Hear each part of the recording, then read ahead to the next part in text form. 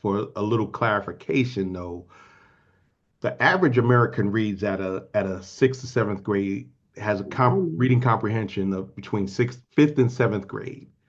I know. Okay, given the fact that information is readily available, you can hear something, research it, and find out whether it's true or not, and get more than one source on a thing. Yet people refuse to do that because they can't really comprehend what they say. Now, True that. saying that, you know,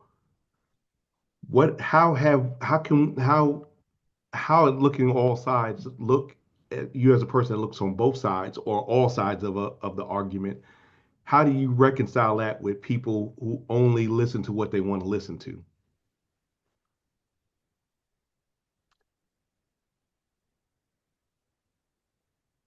I think it's just first of all, how it has to be presented. It has to be presented in a form that it can be understood. And I think that, well, just speaking from my experience, and this is only my experience, I volunteer with the ACLU Smart Justice Program. If anybody's aware of the Smart Justice Program that deals with, reentry, people coming from out of prison. And I volunteer my services to always be that advocate to say, you know what, if you don't understand something, I can help you with that. So I guess I'm from the standpoint of where I will reach out and say, how can I assist you if you don't understand something? Because you are correct. Their reading comprehension, you don't understand complex ideas. And I have to also take a step back and understand that people don't see the world how I see the world, or people don't read how I read. And I respect that. But I also will offer as well. So I think that we have to be solutions driven. That, you know what, if you don't understand something, come to a group or come to a clinic or come somewhere. Let us help you to understand, because a lot of times, and when I volunteered with the Smart Justice, I was working with people that were being turned down for jobs based on their criminal background, not realizing that their rights were being violated. And they weren't even aware their rights were being violated because they couldn't, like you said, understand the paperwork that they were signing. So Right. I offered that. I said, let me help you to understand so that your rights aren't being violated. So I think we have to get beyond the discussion piece into the action piece of, um, not making people feel as though they're any less than. We're all no less than in anybody. We're just all in different spaces in our lives. Right. And that comfortability where people can get past their pride, ego, fear, whatever the situation is, and saying, you know what? As a melanated person, I'm on your side. I'm here. However, people have to learn, they have to play their positions. And if somebody's position is, I'm the reader, right? I'm the educator, I'm the advocate, I'm this, they'll allow people to play their positions. Or, hey, I can go into that space, right? And get that intel. Because a lot of stuff that happens in spaces where you could get intel, Right. because white folks, they talk a lot. And then Yes, they they feel do. comfortable. They will get to run in their mouth. Yes, they do. They And certainly do. here's one thing: you can lead a maggot to knowledge, but you can't make them think. I understand. But I can go to bed at night and say, you know what? I offer, because I'm responsible for what I can give.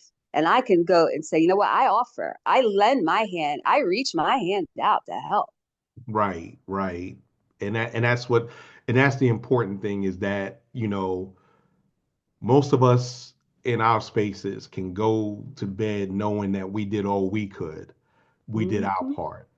Yeah. And unfortunately, a lot of them other ones can't say because right now a lot of Palestinian Americans are mad at black people because we're like, look, we told y'all didn't y'all voted a certain way because of one candidate. Now the other candidate say make your land a parking lot. You, Yeah. elections have results. Elections have results. But I appreciate your very valuable input. right now I'm going to share my screen and I'm going to play a little. I'm going to play a run. You see the run time. I'm not going to say anything, but afterwards, I would like everybody to get their thoughts together because I'm going to ask, is this true or not? Fair use. It would be nice if the sound came on. Hold on. Let me try this again.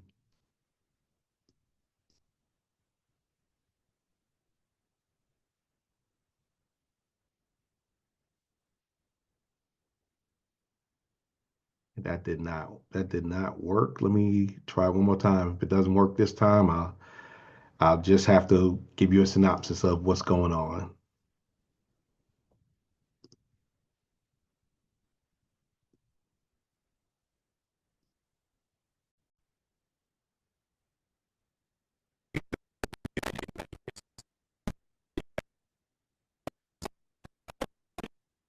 Oh, you can't do count. You can't always get what you want. So individualistic. And the reason that is because most Americans have been tricked into thinking they want to be white. Just stay with me. I've talked about this in another video. It sounds crazy, but just listen. American dream is actually whiteness. Whiteness functions as a code, and you actually don't have to be white to be white. The definition can be changed to accept new people. German, Italian, Irish, some Jewish people. The definition of whiteness has changed over and over again to accept more and more people. They've been accepted into the church of whiteness, and the baptism required to cross the threshold of the white picket fence requires you to cleanse yourself of certain cultural markers in your identity, things that aren't unique to any specific culture or continent, like living with your extended family, sharing resources, or living off the land. Result is heightened individualism, and that's fertile ground for consumerism. Whiteness is just the process of replacing your culture with consumerism, vying sometimes unwittingly to be baptized into this cult of whiteness, even if our phenotypical features prevent us from ever truly being a member. The same reason you can see an immigrant come to this country with nothing and then in a couple of years turn around and say that immigrants are the problem. It's the same reason that you have the concept of the model minority. It's like the kid who's trying to hang out with their bullies, convinced that eventually they'll be part of the in crowd, not knowing that they have a phenotypical barrier that will always prevent them from fully being inside of the cult. Because at the same time that the American dream is whiteness, it is also anti-Blackness, or perhaps more specifically, anti-Indigenous. It has to be a demographic, a group of people who is permanently on the outside. And in the context of the US, that has been African Americans. The promise has always been to every group that comes to this country, including those that are Black, that no matter how broke you are, you will always have more psychological wage afforded to you than this subclass, and resulting in rude awakenings and contradictions. Even in the African American community, this concept is bought hook, line, and sinker. That whole idea of upward mobility, Black respectability politics. All of these things are attempting to get into the cult of whiteness, which is ridiculous when you just look at yourself in the mirror, and yet people still buy it. And that also explains why you have such a huge swath of the Latino population voting for someone like Trump, because they really believe on a subconscious level that they can get into this cult. And in some cases, they can. In some cases, they can. The phenotypical barriers are low enough that they can be accepted. But the barriers keep lowering because the concept keeps weakening, especially when the crust of that American pie was created by African Americans. And as that crust is being pulled out from underneath the filling, everything is falling apart. And that's the chaos that we have and that we're living in right now. And that's the reason why everyone is struggling to figure out what does making community look like, because we're all slowly giving away all of our cultural identity in hopes of eventually joining this cult of whiteness. Okay, I'll stop there. I know you couldn't see it, but it was a gentleman talking about how the American dream is a cult and the concept of whiteness is not absolute. If you got dark skin, you're considered Black. However, not every white person was classified as white when coming into this country. And it's coming to where you have a duality, the model minority he spoke about. He spoke about, those of Asian descent, keeping in mind that um, the 14th Amendment, it meant for us with birthright citizenship. However, it was used against those of Chinese descent that lived on mainly on the West Coast, as replacement for slave labor. They were excluded for about 85 years. So we didn't get Asian patriation to the United States in large numbers until the mid 60s after we fought and bled for um, equal rights or civil or more civil rights. I'm not going to say we don't have equal rights. We have the ability. There's no rights that are denied to us that are denied to anybody else. However, with selective enforcement of which rights of who gets what, that's the biggest thing. Um, I'm gonna go to Chocolate Pearl. Hopefully the squirrel, she fed her squirrels and they're running back. So I'm listening to that. Listen to that excerpt. Do you agree or disagree with the young man?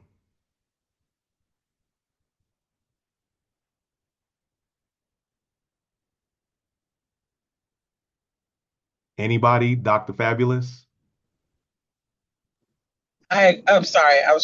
I'm driving, so I was trying to take my phone off of mute. I agree with him. I truly agree with it, especially when he spoke about that the blacks are considered, the outsiders constantly. That's the biggest thing. We are always, regardless of whatever the situation is, we are still always considered the outsiders. I do believe that the whiteness of the other races that are, as long as your skin is pale, that you are included into the white. You could be Asian, any other color, as long as it's pale, you are included in that. But of course, I do um, understand what he's talking about.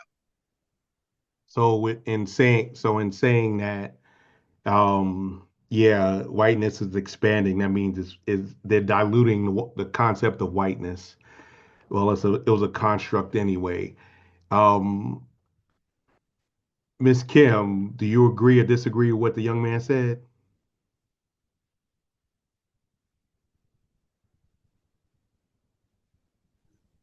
Yeah, I do agree with him. I'm And not going to dive too much in it because I was in and out of the room, but yes, I do agree. okay, okay. What about you, Dr. Fabulous?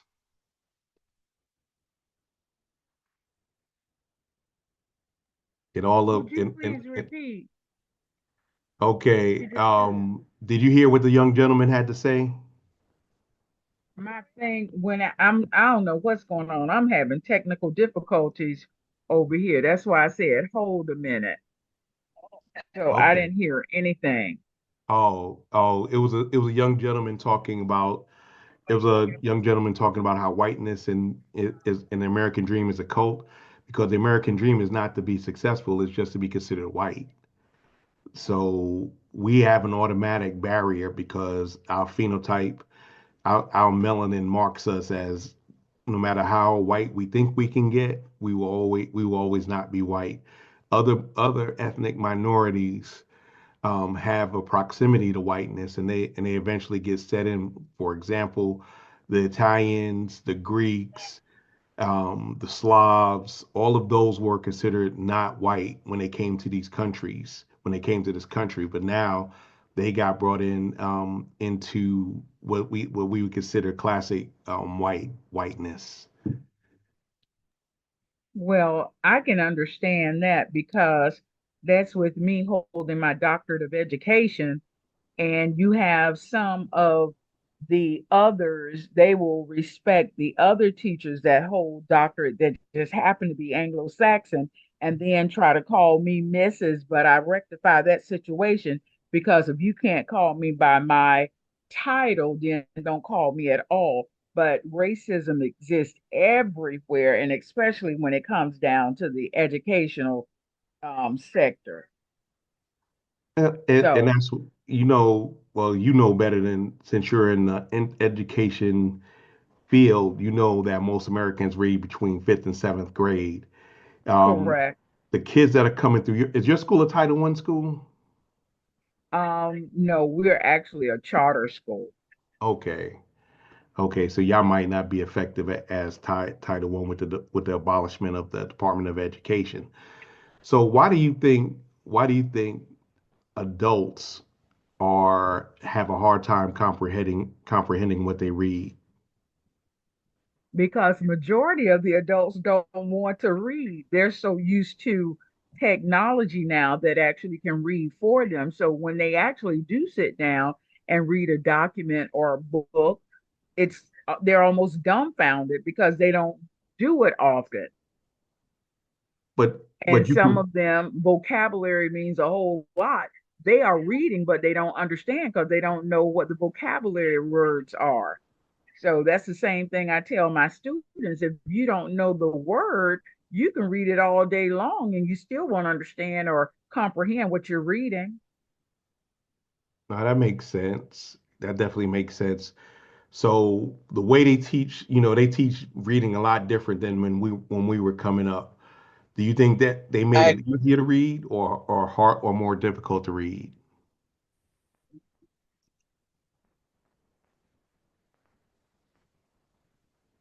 You asking Dr. Fabulous Yes. to answer that?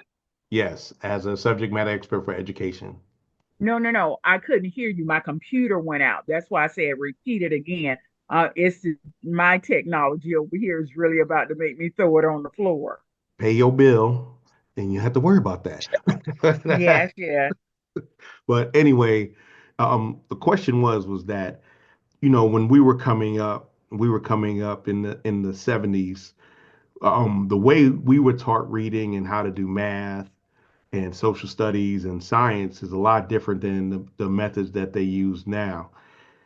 Why is Correct. it why is it that younger people have a harder time grasping concepts and getting things, being able to critically think where we were required to? You know what? It's funny that you asked this question because I was having grandkids and I'm teaching them or I'm showing them the way in which I was taught how to do math, which was basic multiplication tables.